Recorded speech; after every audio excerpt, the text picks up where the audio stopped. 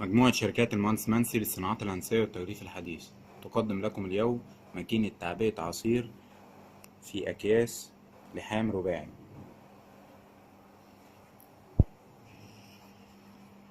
المنتج اللي بنقدمه لحضراتكم النهاردة عصير برتقال. ادي شكل المنتج بتاعنا جوه القدوس من ستانلس غذائي. المكنة بتشتغل بتعبي بنظام بيستن ميكانيكي. ادي شكل البيستن بتاعنا. ضخ المنتج من خلال التيوب وينزل في الجرافطة في الكيس، وتبتدي عملية اللحام وقطع الكيس من خلال الفكوك الرأسية والفكوك الأفقية. وده عندي بكر السحب اللي بيسحب الرول، ودي اليد اللي بتفتح بكر السحب أو تقفله. وعندي البكرة دي خاصة بتزويد سرعة المكنة أو تقليلها. عندي اليد دي اللي بتفتح المنتج أو توقفه.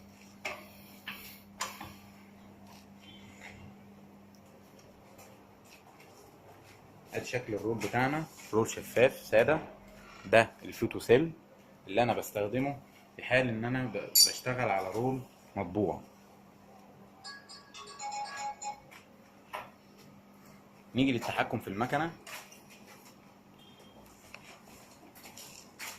ادي الشاشة الرئيسية للتحكم في المكنة. السي عندي هو عدد الاكياس اللي المكنة عملتها، يعني الانتاجية بتاعت المكنة. ال هو طول الكيس، هو دلوقتي 11 سنتي 110 مللي. الاس دي سرعة المكنة بتنتج كام كيس في الدقيقة، وهي هنا دلوقتي ستوب علشان انا موقف المكنة. والبي ده اللي هو الخاص بالفوتو سيل. عندي ده زرار ستارت ستوب، ده زرار الجج اللي من خلاله بقفل الفكوك لحظي بالشكل ده.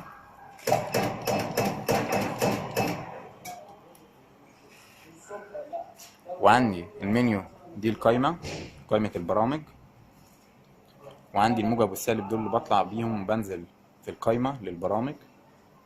وعندي الاسكيب ده اللي بخرج بيه، وليه وظيفة تانية لما بدوس عليه دوسة مطولة بيسحب الرول بالشكل ده.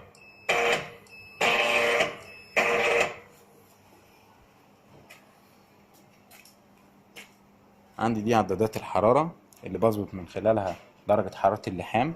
ده العداد الرأسي وده الأفقي. لما بحتاج ان انا ازود او اقلل بدوس ست، ازود او اقلل درجة الحرارة. عندي ده زرار ستارت ستوب، وده زرار باور اون واوف، وده زرار اوف امرجنسي في حالة الطوارئ. المكنة عندي لما بتحكم في الكمية بتاعتها من خلال جزء الميكانيكا بتاع البستم من داخل المكنة، زي ما هنوضح لحضراتكم دلوقتي. ادي جزء الميكانيكا الخاص بالماكينة.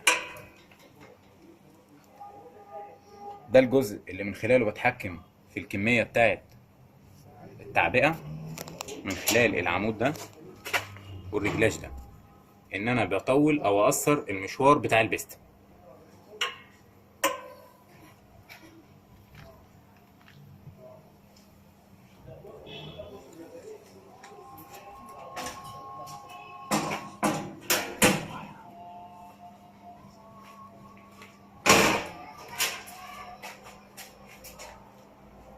هنبتدي نشغل المكنة الاول واحنا واقفين المنتج.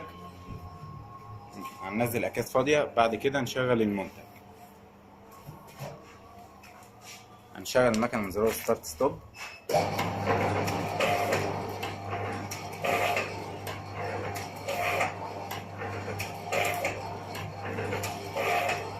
ادي شكل الاكياس بتاعتي. نبتدي نشغل المنتج من خلال الدراع ده.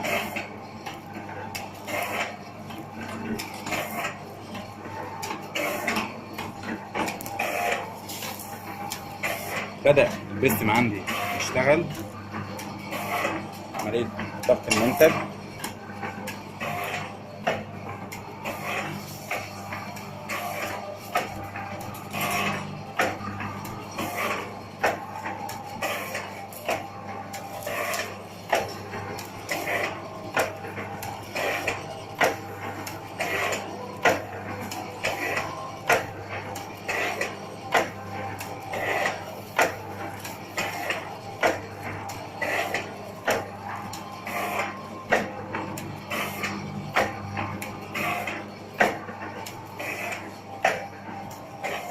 كده اوقف المنتج الاول.